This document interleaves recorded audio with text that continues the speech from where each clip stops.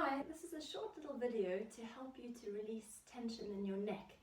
You will need a little massage ball or a spiky ball to help you with this because this is what's going to help us to work into our fascia.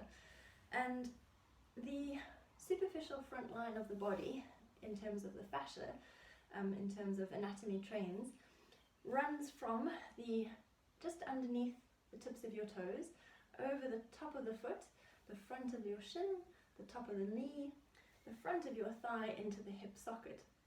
Then it goes from the pubic bone up through the spine at the front of the body, through the chest, either side of the neck, and then attaches on the back of the head. So amazingly, when we have a sore neck, one way of treating this is by looking at what's happening in the hip crease, or in fact anywhere along the front line, the superficial front line. So we're going to do a little massage here to help us to hopefully release tension in the neck. So what we're going to do is come onto your front first of all, and we're going to lie in what they call Sphinx position. So your elbows are under your shoulders, your spine is long and straight. Try not to let it slump and sink towards the mat. So push the elbows into the floor, lift your chest, lift your tummy, and your hands will be flat onto the mat in line with your shoulders, and the legs nice and relaxed into the mat. So just to test which side of the neck is sore, if you don't already know, you're going to gently turn your head from side to side.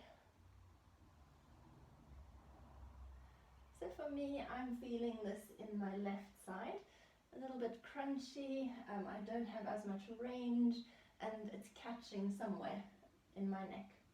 So I'm going to pop the ball underneath my left hip.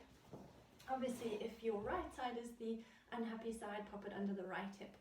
Now the ball is going to go into that crease of your hip, right into where your hip folds. So we're going to pop the ball there, lie onto your front, right down into the mat. And in this position, try to relax your whole body into the mat. So the ball is just right into that hip crease. If you feel any sharp shooting pains, you may need to move the ball slightly more out to the side rather than towards the pubic bone. So try not to rest the ball on any nerves. So in this position now, we're going to start off by flexing your whichever leg you're working, mine's the left, flexing your left foot and tucking your toes under onto the mat. Now what we're going to do here, so the knee at the moment is resting on the mat, then I'm going to lift my knee by straightening my leg. I'm pushing the heel away from me, then I'm dropping the knee back down. Breathe out to straighten, breathe in to release.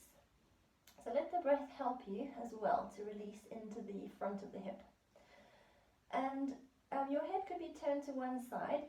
Ideally, you'll have your forehead resting onto your fingertips, so the neck stays nice and straight as you do this. I'm just turning to the side so it's easier to hear me. Make this your last one with the knee. Then I want you to come into the next stage. So we're going to add a little bit more weight into the ball. We're going to lift the knee, then point your toes. So now the leg is floating, which means all of the weight is transferring into the hip. So there's more pressure onto the ball. If that's bearable, let's keep going. So we lift the knee, point the foot, flex the foot, rest the knee. Lift, point, flex, release. Just two more like that. Then we're going to bend your knee completely. At the moment it's resting on the mat. The foot is relaxed, so just let it be nice and loose. And then lift the whole knee off the mat and the thigh, and then rest back down. So again, we're adding more pressure, more load into the hip. Obviously, the higher the knee comes, the more weight we're adding into the hip. Just remember to keep the tummy a little bit active here so we're not arching or compressing the lower back. Make this your last one and then rest the knee. Then let your legs swing or swish from side to side like a windscreen wiper. And you'll see my pelvis is rolling left to right over the ball. So I'm getting a lovely little massage into my hip crease, into those fibers and ligaments and muscle attachments of the leg muscles onto the pelvis. Hopefully working into that superficial front line, which will hopefully release the neck. So finish that last one, straighten the leg back down, take the ball away from under your hip, let the body just settle into the mat. Few recovery breaths,